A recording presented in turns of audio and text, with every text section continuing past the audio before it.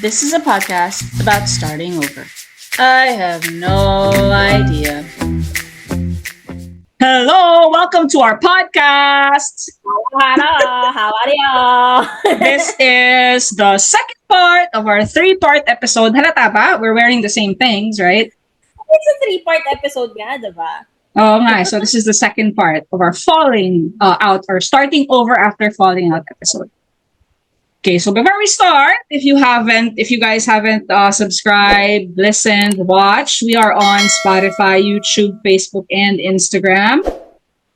You'll see all our links in our profile, in our Spotify profile, and our YouTube channel. And then if you have any concerns or topics you want us to discuss, go ahead and send them over to noidea.012023@gmail.com.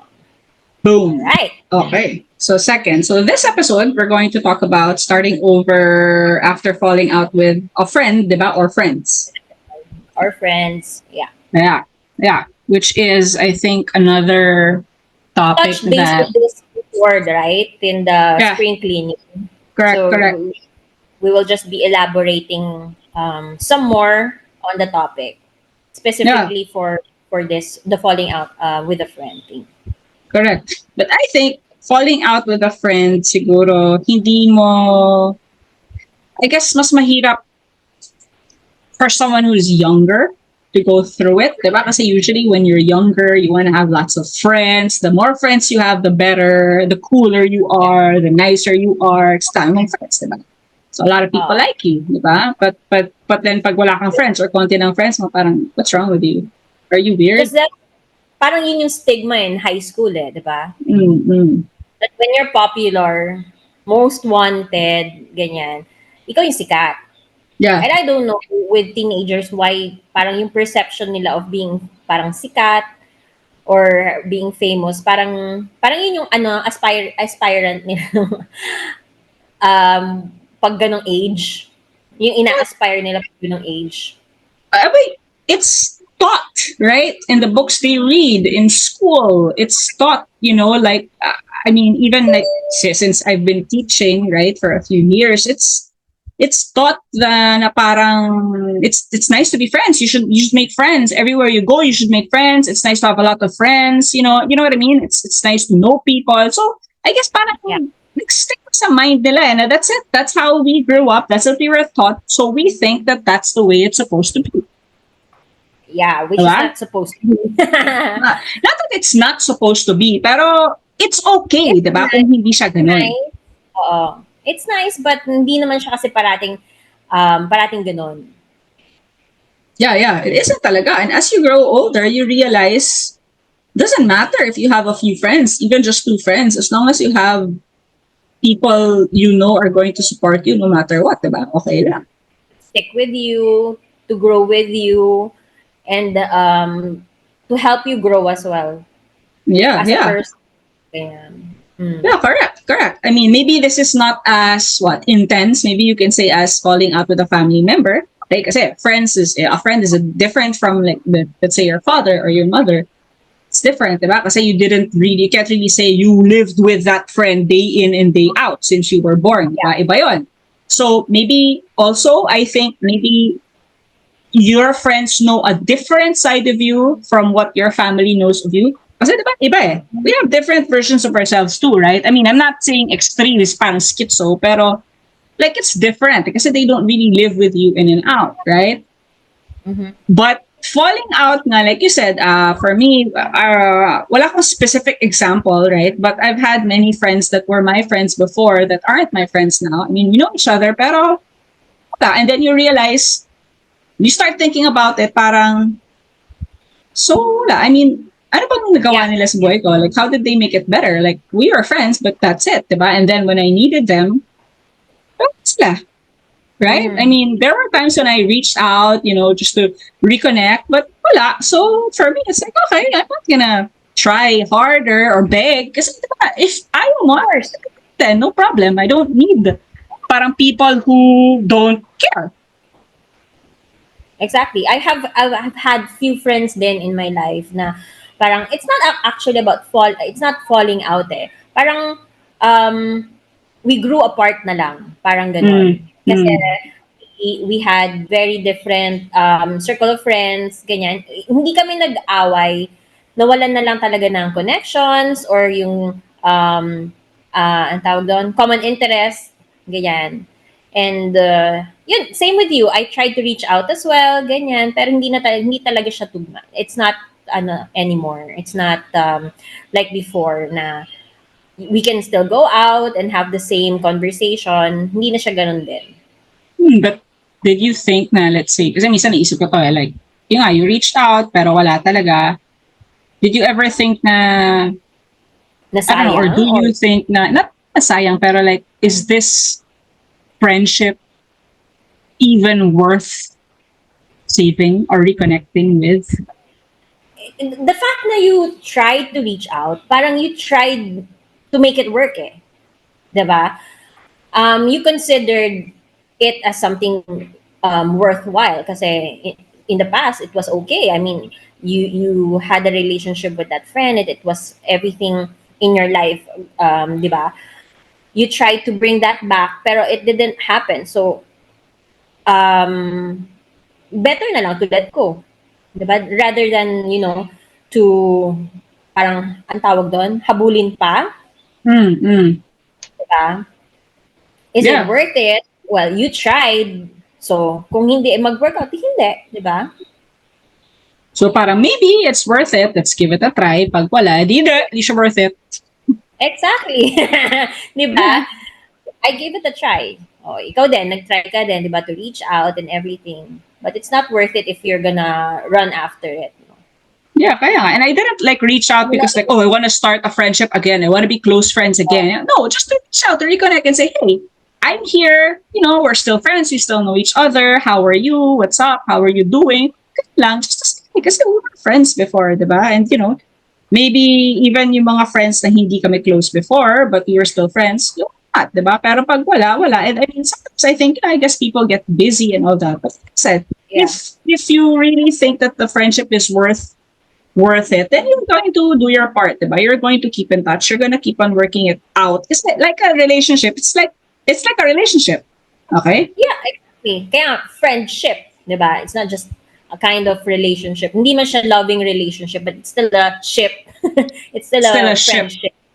Before we talk about ship, if you haven't already watched, subscribe, listen to us, we are on YouTube, Spotify, Facebook, and Instagram. Our links are in our bio, in Spotify, and in YouTube.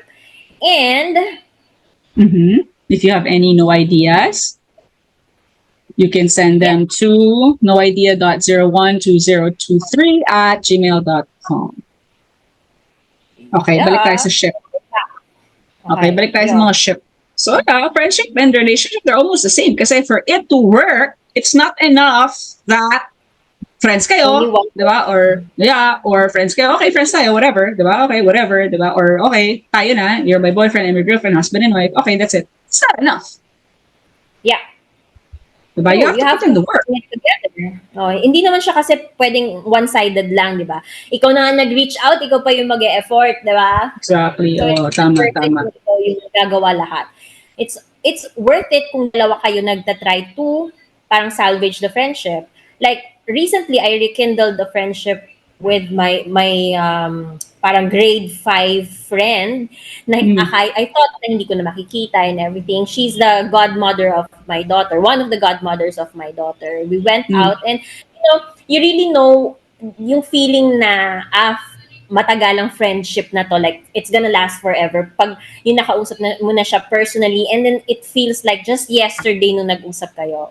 Walang awkwardness, weirdness. Oo, tapos yung kwentuhan nyo tuloy-tuloy lang na tipong napapagod ka kasi you have to catch up with that 12 years na hindi nyo nagkita. So, yun talaga, yun yung mga friendship na worth it. Yeah. Nagkaroon man kayo ng falling out or nagkaroon man kayo na ang tawag doon, matagal man kayong hindi nagkausap, pero parang it was just like yesterday when you last talked. Yun yung mga talagang kailangan mong effortan. I also think a beautiful friendship is when hindi na iniisip na parang ginawa ko to, so kailangan gawin mo rin to. Kasi ginawa ko to. Wala nang ganun eh, di ba? Parang both of you, it's just, it flows. You know what I mean? You both know that you're friends and you'll be there no matter what. You'll support each other. You'll help each other. You know what I mean? Pheromone, di ba? You get mad at each other. You tell each other the truth. It flows. I think that's a beautiful friendship. And you're lucky if you find that in your life. You're lucky. Even just one, you're lucky to find a friend like that, diba? No, what's the term, diba? Walang pilitan. It just flows. Walang It's just, pilitan, walang inggitan, no, parang, ano ba tawag nga doon? walang inggitan. Yeah, you're just, it's not it's not forced forced. talaga, hindi to pilit. Oo. yeah. Yung inggitan, tsaka you celebrate each other, whether it's parang downfall niya or success niya, you both celebrate it together. That is the friendship that parang ideal. Teka, kailan tayo nag-celebrate ng downfall? Bakit? Nung nawalan, nag-starting over tayo. Sabagay, downfall yun. Nag-podcast tayo. Nag-podcast tayo. Downfall yun. Sinelebrate natin yun na parang, oh my God, thank God he's gone. Okay, yeah. Correct. That's correct. Yeah, that's correct. Yeah. Okay. Kasi napaisip ko na, celebrate ang downfall. Kaya kayo nag-celebrate ang downfall. Parang, At saka nung wala kang college. Ano na? No? Tsaka nung wala kang napasang college. Sinelebrate natin yan. Okay lang yan. Hindi ka bobo. Okay lang. Ganun talaga. Hindi mo lang masabi, no? Ang bobo mo eh, pero okay lang. Sige, go. Hindi. Alright. Yeah. Okay. Well, so, I mean, ending it, starting over after falling out with a friend is okay. I mean, ano ba yung natin dito? Takeaway natin? Ano ba lessons or any advice that we can give our listeners? it's perfectly fine to fall off, tama ba? To have a falling off with a friend. If it doesn't do you good anymore, if that friend is wala na, hindi na nag-effort, doesn't, is not trying anything, is not working to keep the friendship, not doing anything, why keep them? Why keep her? Why keep him? Diba? Let it go. Parang life is short. You have more time to do other things. Exactly. If it's forced, it means it's not for you. Dami ko naisip doon. Pero anyway, yeah. If it's forced, it's not for you. It's correct. My mind is working. Okay, yeah, it's correct. If it's forced, if it feels forced, and if you are, parang if it feels like a hassle, diba? Then it's not worth it, and you're normal, diba? Kung konti lang ang friends mo, you're totally normal. Totally normal. Maybe you're not so normal if you have so many friends. Hindi naman. Hindi naman. Yeah, normal. Yeah. Kaya nila yung ganun. Yeah. Well, actually, wala namang normal and abnormal, diba? Everything is fine. It's just a matter of what gives you peace, what gives you happiness, diba? What works for you. Yeah, that's it, diba? If you're like yung brother and sister mo, they're happier being with a bigger crowd, then okay, fine, they're happier that way. And then if you are not, then you're not. You're happier in a smaller crowd. No problem, diba? Yeah. Basta nga walang pilitan. Oh, tama. Correct. So again, I know what you're gonna say, but I'm gonna say something first. Nasabi ko na ba to? If you haven't already subscribed. Ha? Dapat surprise kasi tinanong mo na kanina. So okay, go ahead. Alam ko na yung pause mo. Alam ko na. Tapos you said it, magkakaroon ka ng joke every episode. So I know it. Una kita. So for those of you who haven't already subscribed, listen, watch, we are on YouTube, Spotify, Facebook, and Instagram. And for any ideas, comments, suggestions, and topics you want us to discuss in the future, send your no ideas to noidea.012023@gmail.com. Okay, there you go. Joke time. Okay. All right, joke time. So when is a door not a door? I don't know, when it's a window. I don't know what. When is a door not a door? When is a door not a door? When it's haha, when? When it's a jar.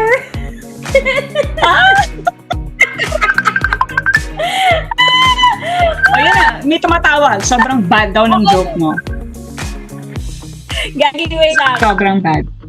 Sobrang bad. I-mute mo na yan. I-mute mo na yan. Mag-falling out na kayo na yan. I need to go. Okay, sige. Let's start over. Over.